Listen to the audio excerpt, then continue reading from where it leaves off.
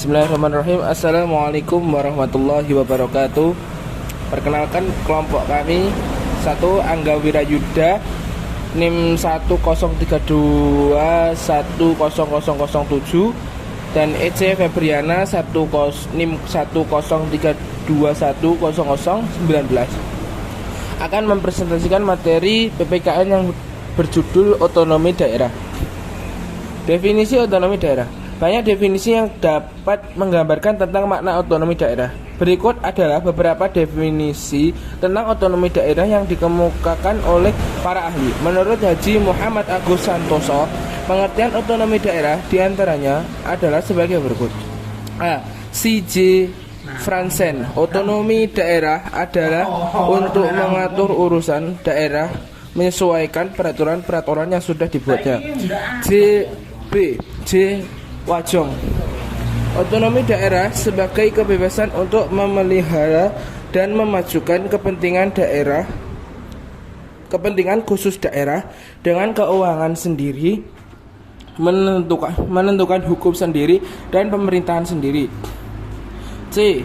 Ateng Syarifuddin, otonomi daerah sebagai kebebasan untuk kemandirian tetapi bukan kemerdekaan.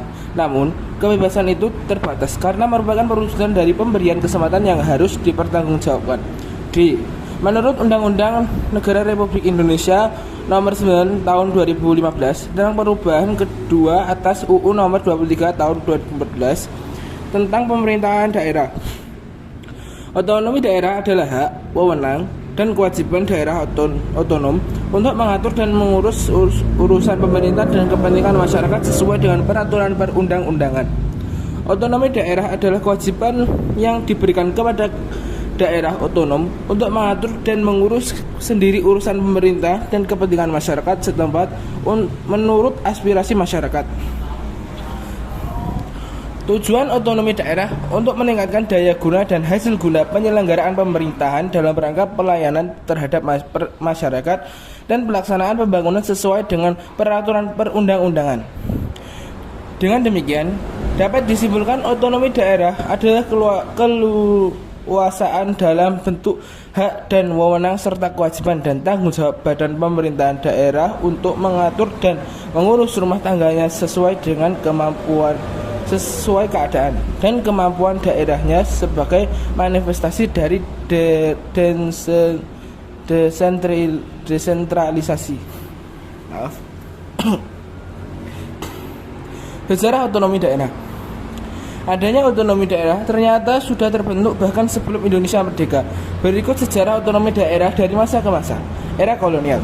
Dalam buku Otonomi Daerah Negara Kesatuan 2002 karya Syaukani dan kawan-kawan, pada pemerintahan Hindia Belanda sudah mengeluarkan peraturan mengenai otonomi daerah, yaitu Reglement of het Beleid der Regenrie van Nederland Indie.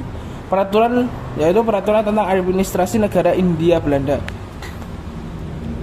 Pada tahun 1903, Belanda mengeluarkan desentralisasi wet yang memberi peluang dibentuknya satuan pemerintahan yang memiliki keuangan sendiri. Penyelenggaraan pemerintahan diserahkan pada dewan masing-masing daerah.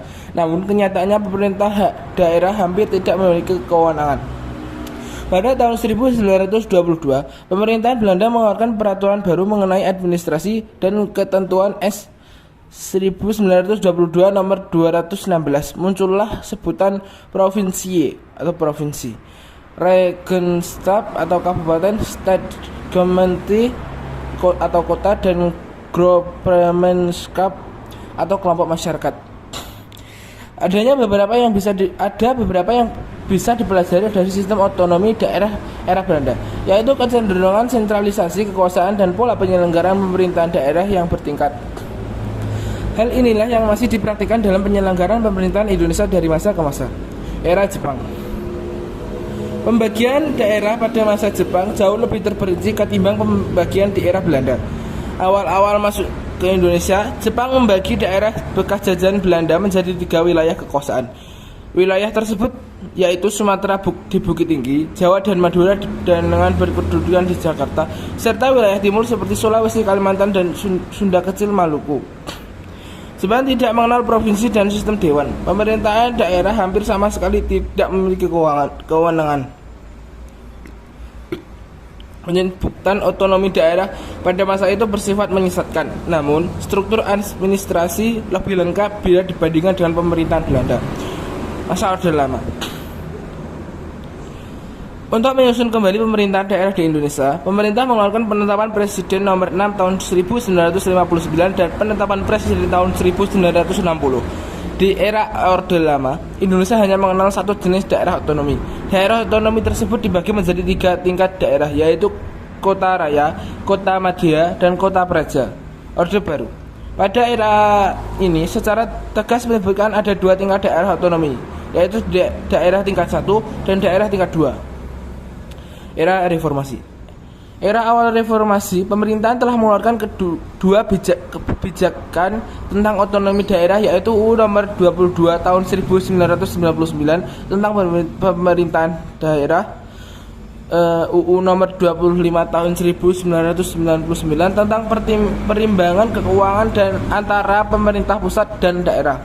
Agar pelaksanaan otonomi daerah tidak kebablasan, pemerintah melakukan beberapa revisi pada UU nomor 22 tahun 1999 yang kemudian dikenal dengan UU nomor 32 tahun 2004. Otonomi daerah di era reformasi menjadi jawaban dari persoalan otonomi daerah era Orde Baru, seperti masalah desentralisasi politik, desentralisasi administratif, dan desentralisasi ekonomi. Dari situlah yang dimaksud dengan otonomi seluas-luasnya adalah daerah diberikan kewenangan mengurus dan mengatur semua urusan pemerintahan di luar menjadi urusan pemerintah. Contoh-contoh pelaksanaan otonomi daerah. Berikut ini adalah contoh pelaksanaan otonomi daerah yang ada di Indonesia. 1. Kewajiban pekerja di instansi untuk mengenakan seragam dinas. 2. Penentuan UMR upah minimum regional bagi pekerja swasta. 3. Penertiban pedagang kaki lima.